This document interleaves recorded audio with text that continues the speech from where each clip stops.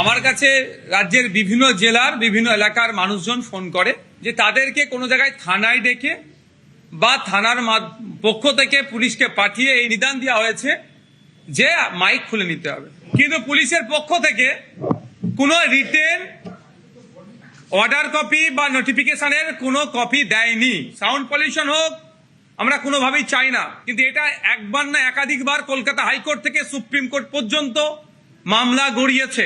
স্পষ্টভাবে সেখানে গাইড করে দেওয়া হয়েছে যে কোন জায়গায় কত ডেসিবেল সাউন্ড বাজাতে পারে। তারপরেও প্রশাসনের পক্ষ থেকে একটা অংশ যেভাবে ভয় দেখিয়ে এক প্রকার ধুমকি দিয়ে বন্ধ করানোর চেষ্টা করছে, মাইক খোলার চেষ্টা হচ্ছে ধর্মস্থানগুলো থেকে, এর আমরা পরিপন্থী। আমাদের স্পষ্টভাবে আমরা জানতে চেয়েছি ডিজিপি স্যারের কাছে যে অ্যাকচুয়াল আপনাদের নির্দেশিকা কি আছে। চাপিয়ে দেওয়ার যে চেষ্টা চলছে এর বিরুদ্ধে আমি খুবই তাড়াতাড়ি কলকাতা হাইকোর্টে যাচ্ছি।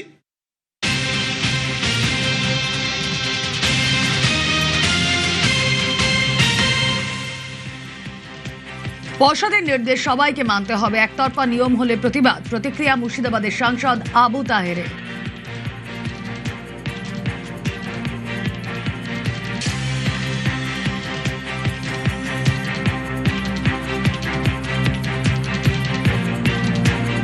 যদি কোনো নির্দেশ আসে সবারই জন্যই আসবে। মসজিদের মাইক বাজবে আর একদিকে আর একটা কমিউনিটি 3 দিন 4 দিন ধরে অন্য কমিউনিটির জোরে আওয়াজ হবে, এটা তো হতে পারে না।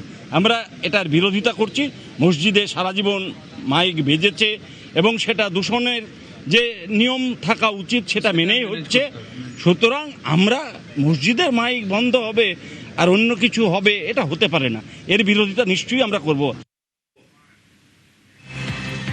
নিজের ধর্ম নিজে পালন করুন, অন্যের অসুবিধা করে নয়, এই নিয়ে আগেই বার্তা দেন মুখ্যমন্ত্রী।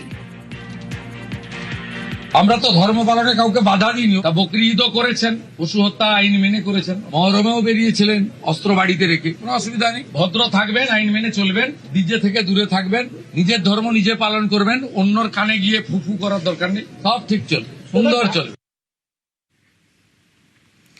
মসজিদ বা মন্দির কোনো জায়গাতেই মাইক বাজানো উচিত নয়, এতে সাধারণের অসুবিধা হয়।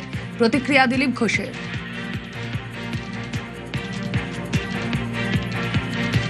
এর আগে অনেক জায়গায় খোলা হয়ে গেছে, মসজিদ নয় মন্দির বা এই ধরনের যেখানে সার্বজনিক স্থানে মাইক বাজে সাধারণ লোকের অসুবিধা হয়, সব জায়গাতে নামিয়ে নেওয়া উচিত। কোথাও এদের অধিকার দেওয়া হয়নি মাইক লাগাবার। রাজ্যের সব মসজিদ থেকে মাইক খোলা হলো। নওশাদ সিদ্দিকী তিনি চিঠি দিয়েছেন ডিজিকে। রাজ্য দূষণ নিয়ন্ত্রণ পর্ষদের পুরনো নির্দেশিকার কপিও চেয়েছেন তিনি। তার পাশাপাশি হাইকোর্টের দ্বারস্থ Naushad Siddiqui.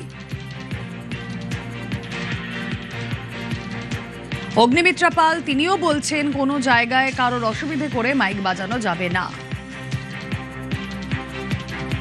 First cabinet meeting হলো, সেখানেই মাননীয় মুখ্যমন্ত্রী বলে দিয়েছিলেন যে শুধু মসজিদ নয়, যে কোনো জায়গা থেকে 50 ডেসিবেলের উপরে আওয়াজ করা যাবে না। মসজিদের মধ্যে হতেই পারে, কিন্তু সেটা স্পিকার দিয়ে হবে, চোঙা দিয়ে হবে না।